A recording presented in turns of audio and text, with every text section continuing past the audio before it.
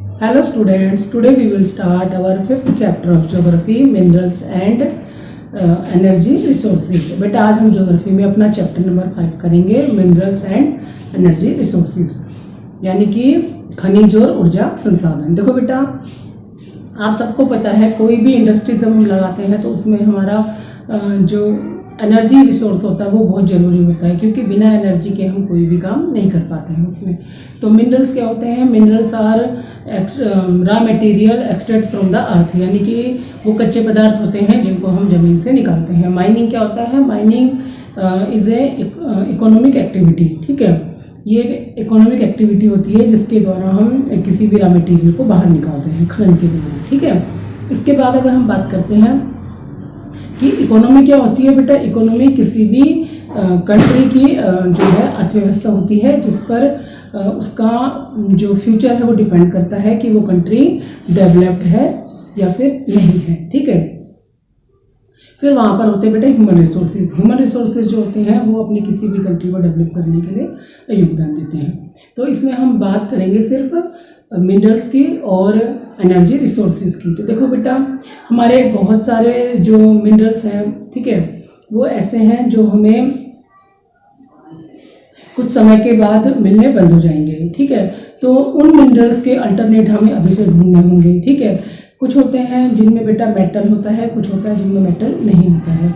ठीक है, अब हमारे जो आयरन और स्टील पर बेस्ड जितने भी इंडस्ट्रीज़ हैं, ठीक है, उन सबको अभी से इस बारे में प्रयास करने होंगे कि आगे के लिए वो क्या करें। ठीक है, इसके बाद देखो बेटा, अगर हम बात करते हैं कन्वेंशनल सोर्सेज की और इनकन्वेंशनल सोर्सेज की, तो देखो बेटा, जो हमारे रिन्यूएबल रिसोर्सेज होते हैं, ठीक है, उनको हम दोबारा से प्राप्त कर सकते हैं। जैसे हमारी सोलर एनर्जी है, विंड एनर्जी है, ठीक है, या फिर हमारी वाटर है। ठीक है, तो क्योंकि वाटर से हम हाइड्रो इलेक्ट्रिसिटी बनाते हैं, तो उससे क्या होता है कि बेटा हम बहुत सस्ती जो है लाइट बना सकते हैं। ठीक है, या फिर अगर हम सोलर एनर्जी बनाते हैं तो उसका यूज़ हम आसानी से अपने हाउस होल्ड में और इंडस्ट्रीज़ में कर सकते हैं, और उसके लिए हमें बार बार जो है वो खर्च करने की ज़रूरत भी नहीं पड़ती है।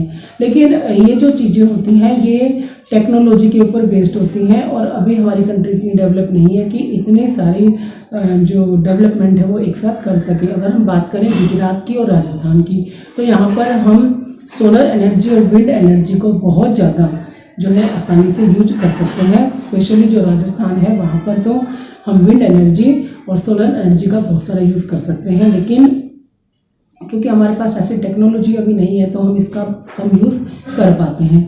इसके बाद देखो बेटा, जो हमारे नॉन रिन्यूएबल है उसमें हमारा कोल है और पेट्रोलियम है। आप सबको पता है कि ये जो हमारी फ्यूल्स हैं ये लिमिटेड है। ठीक है, और 100 और 200 ईयर्स के बाद ये शायद बहुत कम रह जाएंगे। तो अभी से अगर हमने इनके अल्टरनेट नहीं ढूंढे, ठीक है, या इनके कंपैरिजन में हम इनके जैसा ही कोई और एनर्जी रिसोर्स नहीं लाए, तो आने वाला जो टाइम है उसमें जो बहुत सारी कंट्रीज़ हैं उनमें डेवलपमेंट रुक जाएगा, क्योंकि जो हमारी इंडस्ट्रीज़ हैं वो इन्हीं के ऊपर बेस्ड हैं। अभी कई तरह की होती हैं, ठीक है, स्मॉल स्केल की भी होती हैं, लॉन्ग स्केल प्राइवेट सेक्टर भी होती हैं। ठीक है, तो जो प्राइवेट सेक्टर्स की होती हैं उसमें तो क्या होता है कि बेटा अपना खुद का नुकसान या फ़ायदा हो जाता है, लेकिन अगर ये गवर्नमेंट के अंडर है तो फिर इनको बंद करना मुश्किल होता है। ठीक है, तो हम जो इंडस्ट्रीज़ जो है हमारी मिनरल्स और जो एनर्जी रिसोर्सेज हैं उसमें देखो एक हमारा आता है न्यूक्लियर एनर्जी। ठीक है, तो आजकल अगर हम न्यूक्लियर एनर्जी का यूज़ एटम बम की जगह अगर हम अपने किसी वर्क के लिए करें, यानी कि जो इंडस्ट्रीज़ के लिए करते हैं या लाइट बनाने के लिए उसको यूज़ करते हैं, तो वो ज़्यादा अच्छा है।